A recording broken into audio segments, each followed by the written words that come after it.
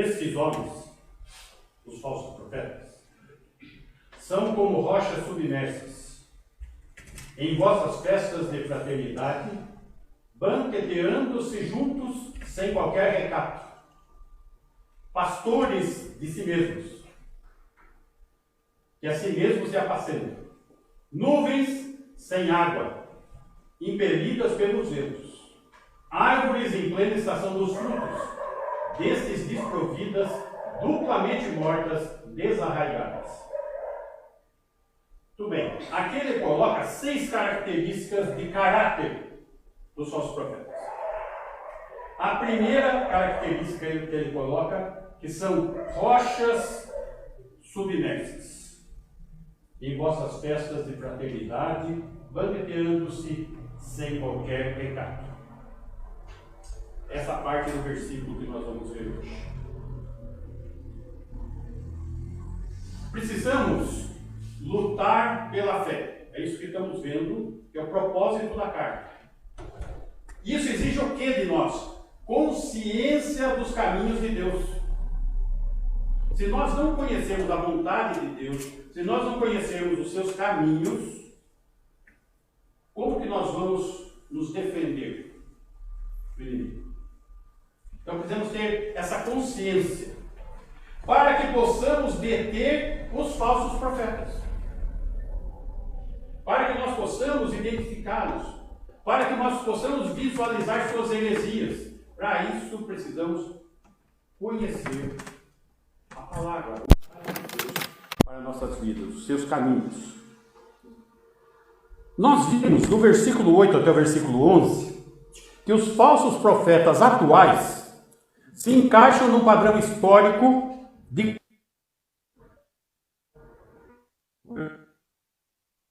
dos versículos 11 ao 11 nós vimos a conduta dos falsos profetas.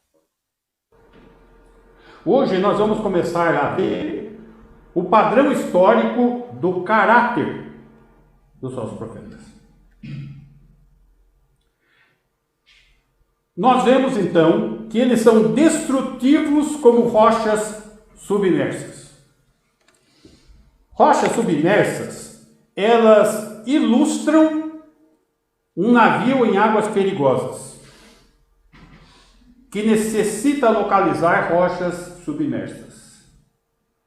Essas rochas podem trazer a destruição da embarcação, assim como são os falsos profetas. Então eles não são algo tão aparente. A rocha submersa você não enxerga. Você precisa conhecer aquelas águas, saber aonde tem as rochas. Você precisa conhecer os caminhos de Deus, conhecer a vontade de identificar as rochas submersas no nosso meio, no meio da igreja. A primeira coisa que me veio à mente quando eu vi sobre rocha submersa, sobre essa ideia de navio, me veio o texto de Efésios, que ele claramente fala dessa questão. Efésios capítulo 4, versículo 7.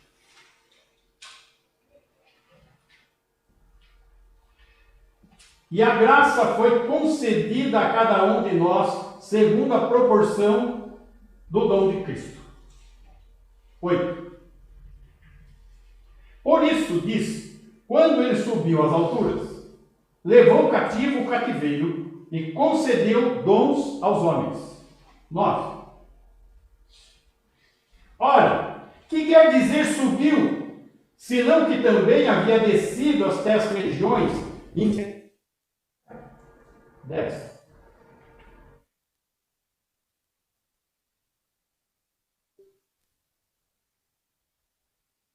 Essas coisas. O que está falando aí de embarcação, de falso profeta? É que nós precisamos entender como é essa história. Aqui ele está narrando a crucificação de Jesus, quando ele pisa a cabeça da serpente. Humanamente falando, no seu corpo. desce às regiões inferiores da terra e liberta os cativos que estavam no cativeiro. Quem são os cativos que estavam no cativeiro?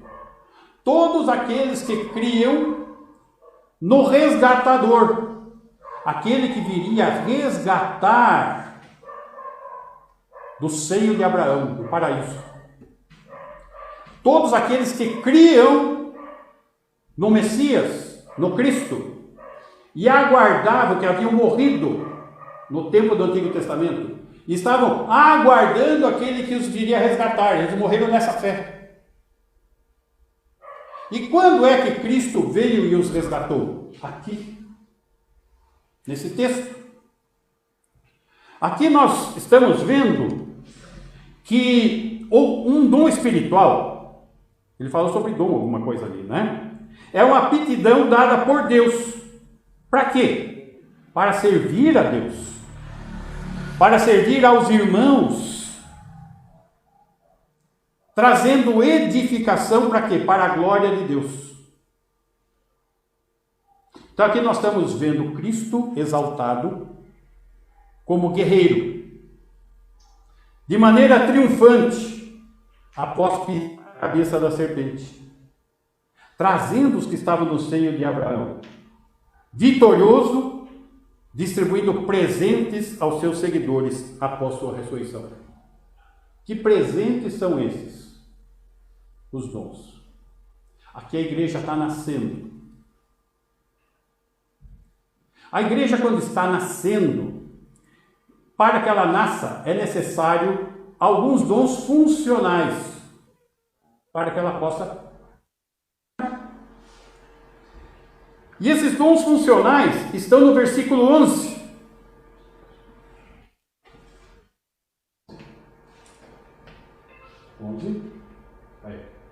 E ele mesmo, Jesus, ele mesmo concedeu uns para apóstolos, outros para profetas, outros para evangelistas, outros para pastores e mestres. A cena é a seguinte. Naquela época do Império Romano, cada vitória que o Império Romano tinha, ele chegava em Roma distribuindo presentes. Jesus, vitorioso, pisou a cabeça de Satanás, venceu a morte, ressuscitou. Ele distribui presentes aos seguidores, os discípulos. E quais são os presentes? Dons de funcionamento. Qual o primeiro? Profetas, que são o alicerce, as colunas da igreja. Os seus apóstolos. Seus profetas, como proclamadores da palavra de Deus. Os evangelistas, que são portadores das boas novas, para podermos ganhar almas para o corpo de Cristo. E além disso, o pastor cuidar das ovelhas, alimentando com o ensino da palavra, por isso é necessário mestres. E a palavra então é o quê? Uma vara para a disciplina das ovelhas. O pastor, ele não precisa ser radical. Ele não precisa ser duro. Basta ele pregar o que está nesse livro.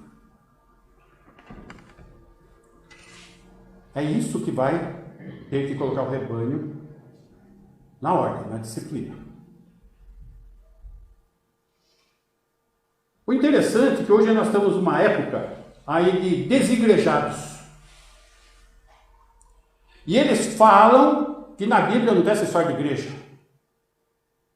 Então eu gostaria de fazer algumas perguntas para que a gente, se alguma dúvida há no ar, vamos aqui presente nos dizer. E eu faço uma pergunta. Em qual igreja você serve? E o desigrejado vai responder. Não estou ligado a nenhuma igreja. sou membro da igreja.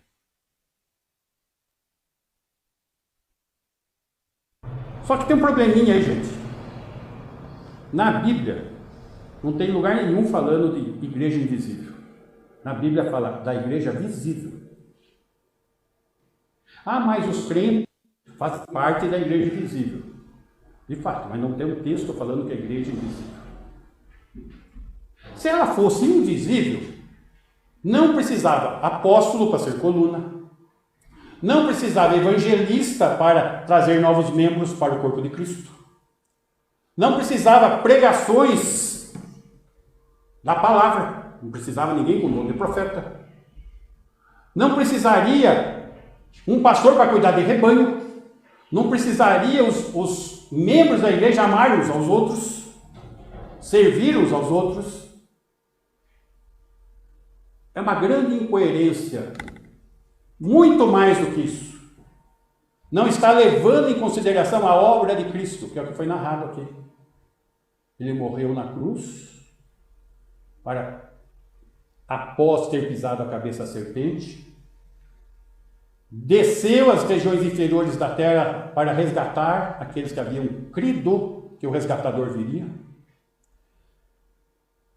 Sobe às alturas, triunfante, distribuindo dons para inaugurar a igreja. Para depois, determinados indivíduos falar que não existe igreja. Que são membros da igreja invisível, ou seja, o caminho de Caim. Querem adorar a Deus do seu jeito. Estão percebendo? O perigo. Esse é o perigo.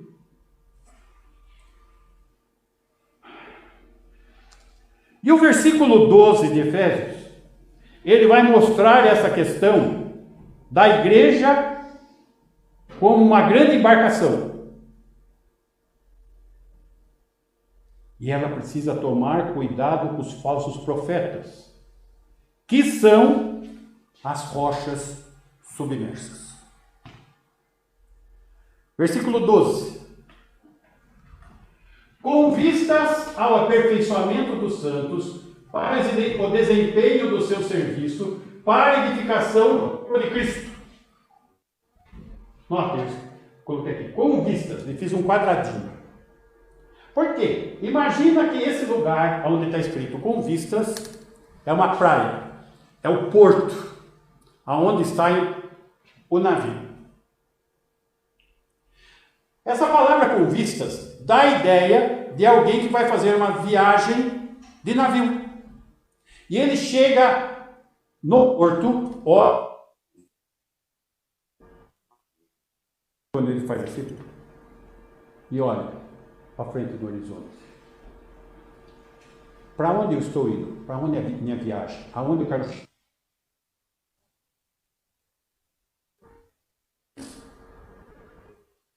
Quem sobe nessa embarcação?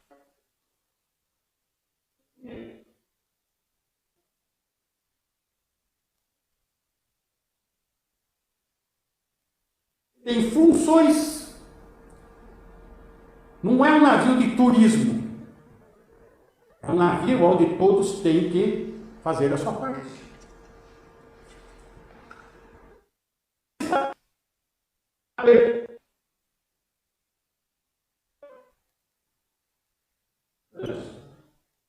Para o desempenho do seu serviço, tem que trabalhar. Para a edificação do quê? Do corpo de Cristo. Então, os dons equipam os crentes a se aperfeiçoarem. Os dons servir. São para a edificação do corpo de ser edificado. E cada tripulante dessa embarcação, que é a igreja, tem essa obrigação.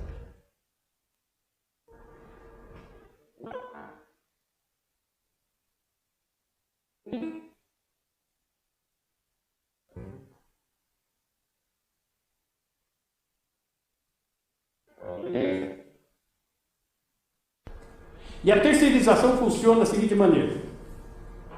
Eu terceirizo o café com o Ricardo. Ricardo, eu quero terceirizado. Então ele vai torrar, moer, empacotar e vai passar prontinho para eu vender. Terceirização. E as pessoas pensam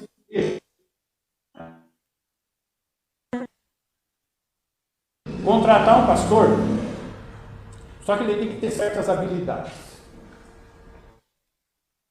Santos, desempenhar seu serviço e edificar o corpo dele. Mas só que isso que é para todos.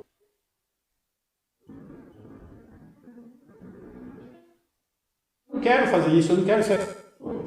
Eu pago. Tá hora, sair, tá horário dele.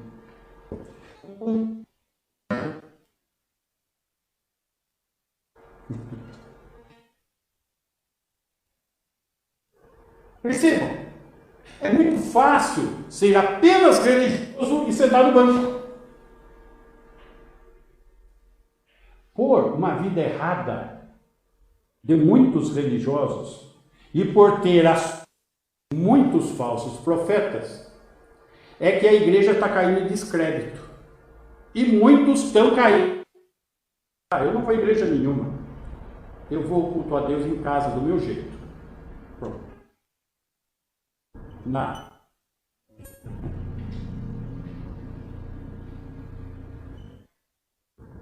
Então, essa vida, ela tem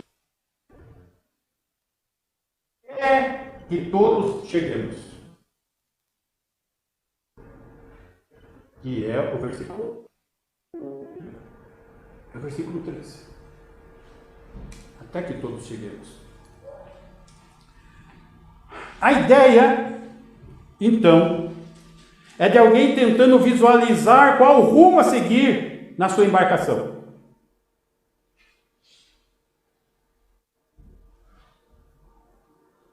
Nessa embarcação, a pergunta é, você já subiu, né? Se subiu, você tem um papel. Você está fazendo o seu papel? É isso que eu estou pegando o começo da história para a gente entender, tentar entender o que está acontecendo. Nós temos um papel.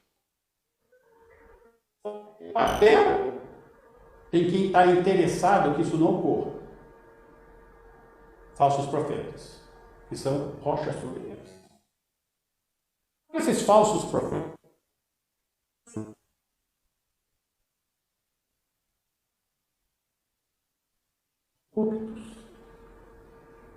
fazem parte da liderança da igreja.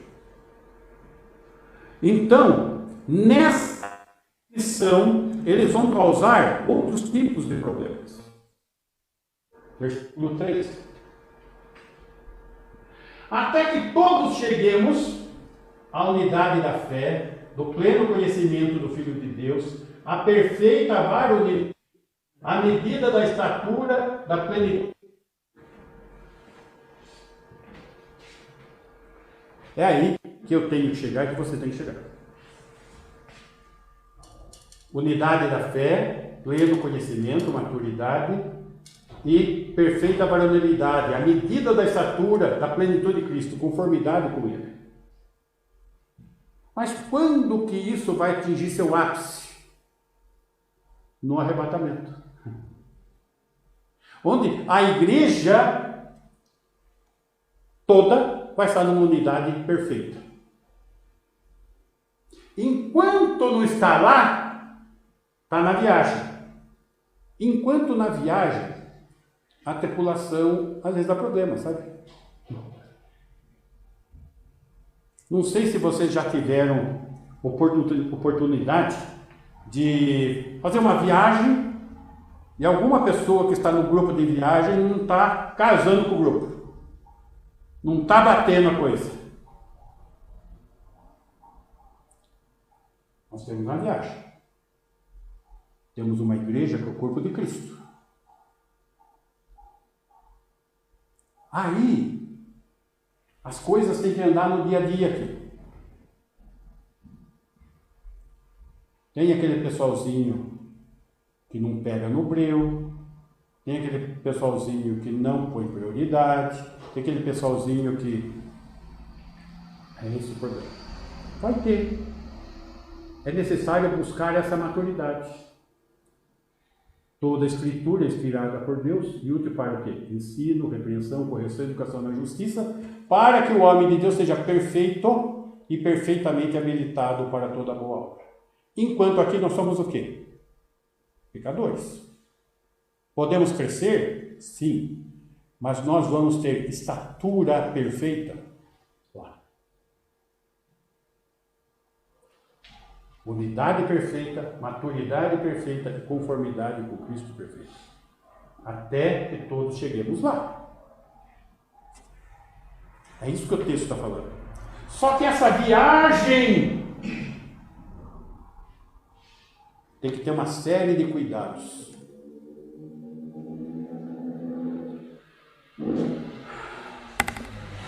Versículo 14. Para que não mais sejamos como meninos, agitados de um lado para o outro e levados ao redor por todo o vento de doutrina, pela artimanha dos homens, pela astúcia com que induzem ao erro. Notem, aqui está a descrição do falso profeta. E está a descrição da igreja embarcada. Para que não mais sejamos como meninos. Quando nós cremos, nós somos crianças espirituais. Só que nós embarcamos numa viagem na qual nós temos que ir crescendo. E o texto fala, não sejamos mais como meninos. Hebreus capítulo 5, versículo 11. Hebreus 5:11. A esse respeito temos muitas coisas que dizer e difíceis de explicar, porquanto vos tendes tornado tardios em ouvir. Opa, crente o quê? Em ouvir. 12. Pois, com efeito, quando devíeis ser mestres, atendendo ao tempo decorrido, olha só, o cidadão se converteu faz tempo, era o mestre, já devia estar ensinando os outros. Tendes novamente necessidade de alguém que vos ensine quais os princípios elementares dos oráculos de Deus. Princípios elementares da fé. Gente, vocês não têm ideia de quanto tem isso. Aonde a gente chega, vai fazer um trabalho de discipulado. Escuta, abre aí, hein? Não sei. Faça isso, não sabe. Dado o tempo decorrido. Quanto tempo decorrido?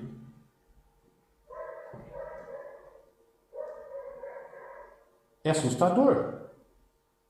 Mas tem muitas pessoas com 30, 40 anos de conversão está nessa situação. Criança. E aqui fala exatamente qual é o estado dessas pessoas. Vos tornastes como necessitados de leite. O que criancinha precisa? Leite. E não de alimento sólido, porque não está preparado. Se você der uma feijoada com um bebezinho que toma leite, vai afogar, vai ficar doente porque ele não pode comer. Assim é a situação de muitos crentes nessa embarcação. Necessitados de leite, ali no grego está lactentes, de onde vem lactose. Bebezinho que mama no peito. Nem segura a mamadeirinha ainda.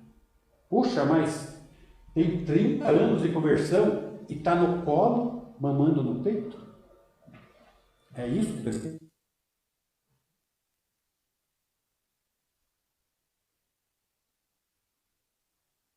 Para ter unidade, maturidade e conformidade. Até que cheguemos nisso. Tem toda uma trajetória aqui. Versículo 13. Ora, todo aquele que se alimenta de leite é inexperiente na palavra da justiça, porque é criança. Aqui nós estamos diante da primeira questão. 14.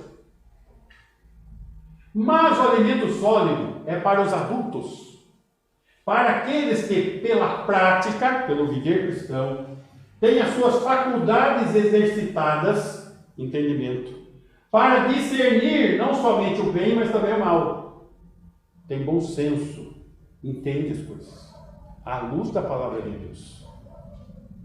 Essa é a situação que nós nos encontramos aqui.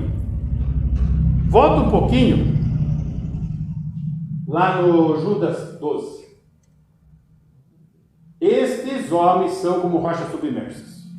Agora vai no Efésios capítulo 4, versículo 14.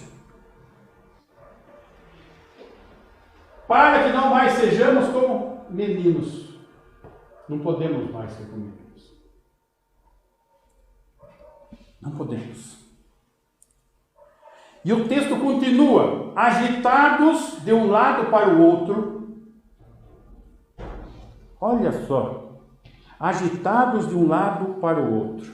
Aqui a ideia é de a embarcação numa tempestade. E vem as ondas, e o barco vem para cá, e vai para lá, e roda, está agitado de um lado para o outro.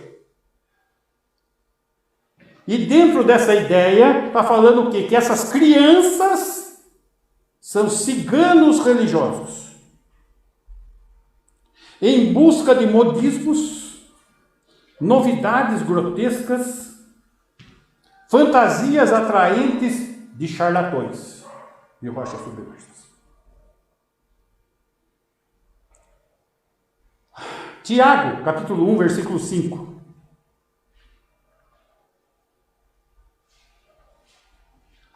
Se, porém, algum de vós necessita de sabedoria, para não ser criança, peça a Deus, que a todos dá liberalmente, e nada lhes impropera, e ser-lhe concedido. Pede sabedoria. 6. Peça, porém, com fé, em nada duvidando, pois o que duvida é semelhante à onda do mar, impelida e agitada pelo vento. Olha a tempestade. A onda do mar. A embarcação começa a ir para lá, para cá, porque os tripulantes aqui têm dúvida. E dúvida é falta de fé. Eles ficam oscilando entre a verdade e a mentira, entre a fé e a incredulidade. Eles têm uma lealdade dividida, porque a onda do mar espumeja a sua sujeira. A situação não fica boa. E é essa situação que o texto está descrevendo. Versículo 7. Não suponha esse homem que alcançará do Senhor alguma coisa. Pois,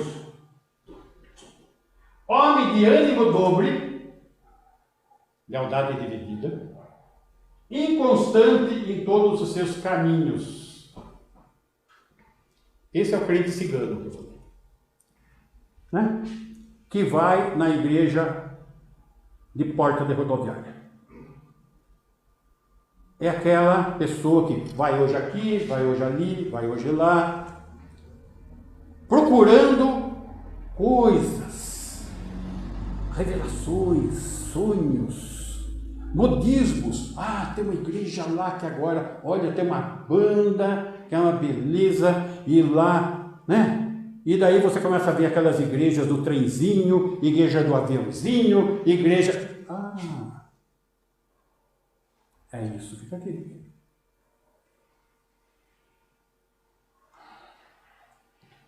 É a onda do mar espumejando sujeira. E a sujeira deixa imperceptível o que tem embaixo. que é a rocha submersa, o falso profeta.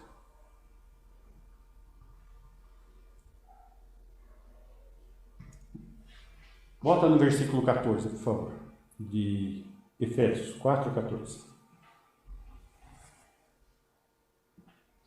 Então, não podemos ser como meninos, não podemos ser agitados de um lado para o outro, levados ao redor por todo vento de doutrina. Uma coisa que é irritante nos nossos dias é a posição politicamente correta. Você tem que respeitar tudo, até o falso profeta. Você tem que respeitar a falsa doutrina. Você tem que respeitar, são pessoas com opiniões diferentes, tem que respeitar a opinião dos outros. A palavra de Deus não tem opinião. Ela é a verdade. Ela não é uma verdade. Não é a escolha da pessoa. É a verdade de Deus.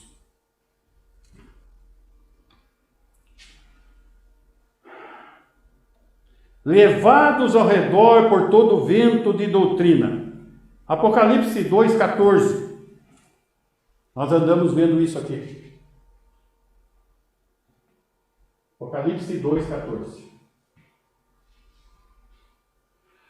Tenho, todavia, contra ti algumas coisas. Pois que tens aí os que sustentam a doutrina de Balaão. Nós não vimos sobre Balaão? Só que essa conduta de Balaão já virou doutrina na igreja. Apocalipse 2:14 está falando de igreja. E a doutrina de Balaão já está incorporada na igreja. O qual ensinava a Balaque a armar ciladas diante dos filhos de Israel para comerem coisas sacrificadas aos ídolos e praticarem a prostituição. Modismos, festinhas, idolatria, coisas sacrificadas, prostituição, está falando de coisas espirituais, uma fé dividida, isso está dentro da igreja, é só olhar no mundo cristão. Versículo 15. Outros sim também tu tens, os que da mesma forma sustentam a doutrina dos nicolaítas. Lembra que nós vimos que a igreja de Éfeso odiava a obra dos nicolaítas? Eles não suportavam eles. Aqui, em Pérgamo, já é doutrina. Eles se infiltraram e foi estabelecido doutrina. Para algo virar doutrina, é necessário o quê? Falso profeta. Para estabelecer coisas que não são de Deus como doutrina. Versículo 16. Portanto, arrepende-te, e se não, venho a ti sem demora. E contra eles pelejarei, contra os falsos profetas, com a espada da minha boca. Ele vai enfrentar quem? Ele sem demora para quem? Para os membros da igreja. E contra os falsos profetas. E vai pelejar com o quê? Com a espada da minha boca. Qual que é a espada do Espírito? O que ele vai fazer? Confrontar você com a palavra. Vocês acham que ficar seguindo essas bobageiras todas, se deixando levar como criancinhas, ficar impune? Ah, não vai.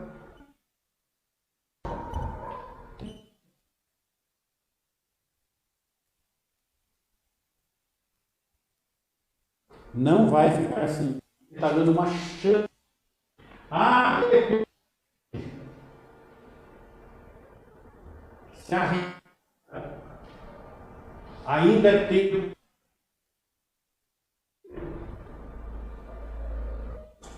Se não, ele promete, venha aqui.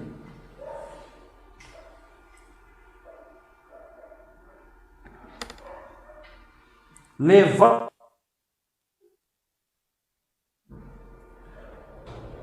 Voltando lá em Efésios capítulo 4, versículo 14.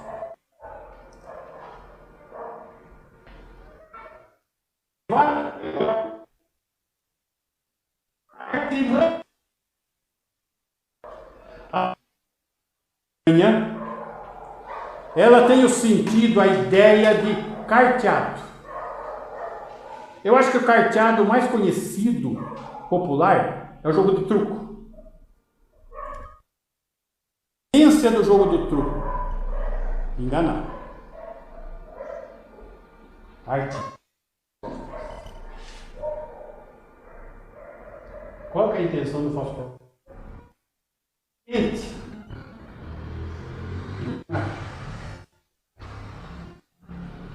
Enganar. Nós vimos já a respeito da conduta deles. Agora nós estamos vendo o caráter.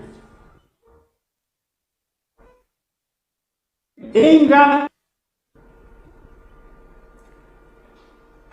1 Coríntios, capítulo 3.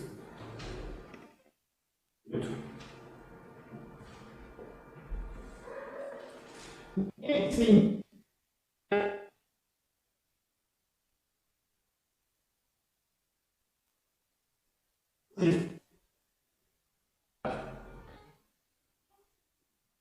Falando aqui, aceite a sabedoria de Deus, busque, se submeta à sabedoria de Deus, que o mundo consegue. Versículo 19. Porque a sabedoria deste mundo é loucura diante de Deus. Porquanto está escrito: ele apanha os sábios na própria astúcia deles. Os falsos profetas não servimos. Só que nós temos que ser instrumentos de Deus. Pela fé exige consciência dos caminhos de Deus, para que possamos deter os falsos profetas. Esse é o de cada um de nós. Então nós vimos as condutas, estamos vendo o caráter. São enganadores, artimanha. Artimanha. Quando a criança está fazendo aquele choro seco, a gente chama de manha. A arte, a pessoa tem controle daquela manha. Manha. É consciente. Eu me lembro que a minha filha mais velha, Priscila, era desse tamanhinho. E ela começou a chorar. E chorava. E chorava. Parecia que estavam matando ela. Eu cheguei assim, pela escada, olhando, e ela não me viu. Ela... Daqui a pouco ela olhou para lá e para cá, não viu ninguém. Parou, olhou, ninguém deu bola. Arte manha. Só que os falsos profetas não são bebês manhosos. Eles são lobos em pele de ovelha. João 10 fala que eles vieram para matar, roubar e destruir. A visão deles é consumir, tirar proveito das ovelhas, sem detentes, sem limite. Mas Deus, eles não têm temor de Deus, gente. Eles não têm. Eles são falsos profetas.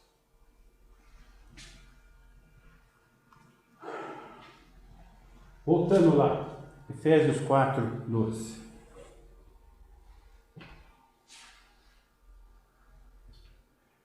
Quatro, 14, desculpa. Com que induzem ao erro. Meus irmãos, prestem atenção em algumas palavras aqui. Astúcia e eu.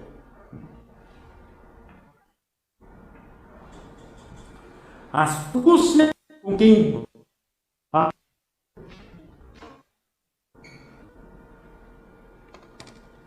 Estamos enfrentando alguém com astúcia, alguém com artimanha, alguém que está manipulando o rebanho.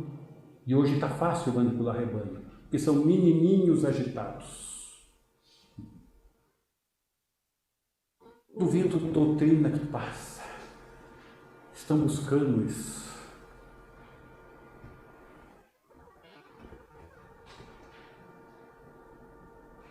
Qualquer balinha, pirulitinho que você oferece para a criancinha, pronto. Já vem no colo.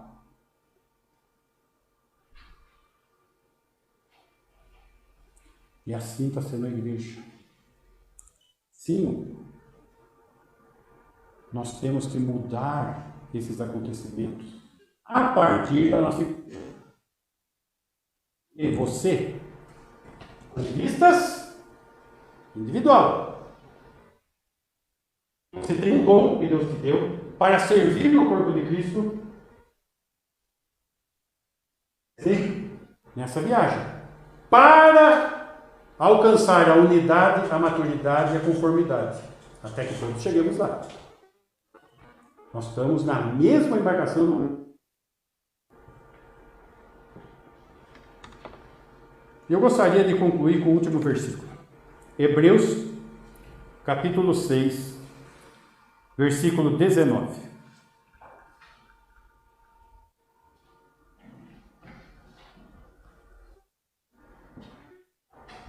O qual? Quem? Cristo, que é a nossa esperança. O qual Cristo tem âncora.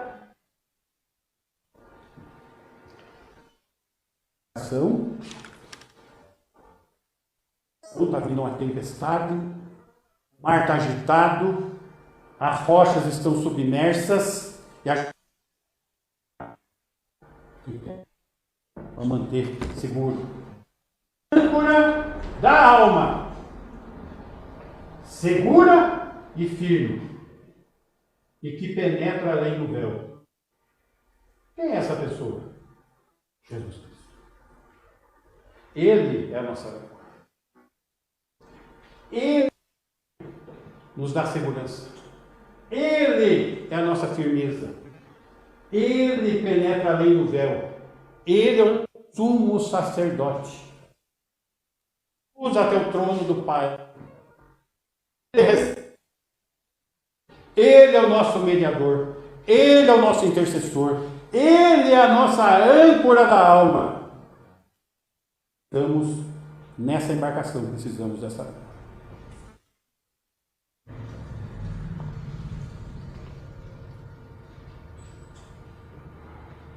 Jesus é a única esperança. Então, não vamos criar expectativas de criança. Que negócio de passear no parque, que negócio de ir lá, né? Ah, tem ali o ginástica ali, tem os aparelhos, né? E o mundo oferece um monte de recreação.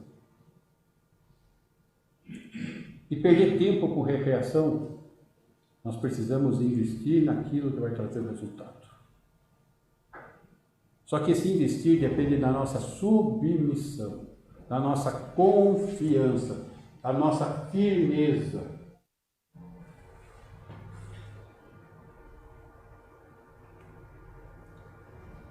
Falsos profetas estão aí. Não vamos conseguir mudar isso. Não podemos deixar eles nos enganar, senão vamos ser alvo fácil.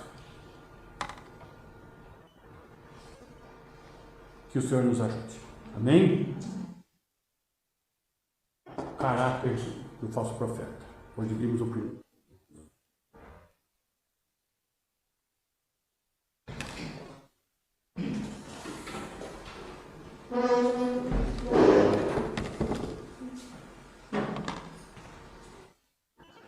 Queremos elevar o teu nome. Tu tens um propósito em nossas vidas desde antes do mundo existir. O Senhor já nos deu vida eterna, nos ressuscitou contigo. O Senhor já nos colocou nos lugares celestiais à sua destra. Que possamos, Senhor, ter um andar digno do teu nome. Ajuda-nos, Senhor. Como sabemos que o Senhor tem nos ajudado. O Senhor tem distribuído dons, tem preservado o corpo de Cristo. Só que cada um de nós tem essa embarcação. Que possamos, na força do seu poder, desfrutar da tua vitória. Para a tua glória, Jesus. Que assim seja com cada um de nós. Com uma fé viva, madura, cheia de vitória. Cantamos isso hoje. Um pendão real. O desejo de estar perto de ti.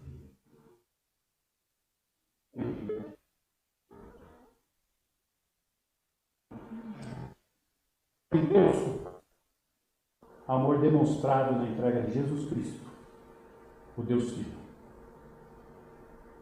que tem derramado sobre as nossas vidas a cada dia e tem se feito presente em nós, na pessoa de Deus e Espírito Santo, nos consolando, Senhor, quando precisamos, nos ensinando, Senhor, quando nos submetemos, e nos guardando, Senhor, até o dia de estarmos contigo, até que todos cheguemos na tua presença. Que assim seja a tua igreja hoje e sempre. Amém. Pastor, Sim.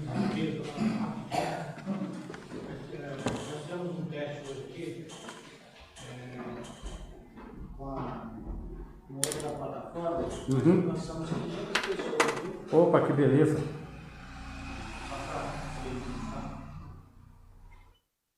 A célula está confirmada? É? Então, célula amanhã na Cris.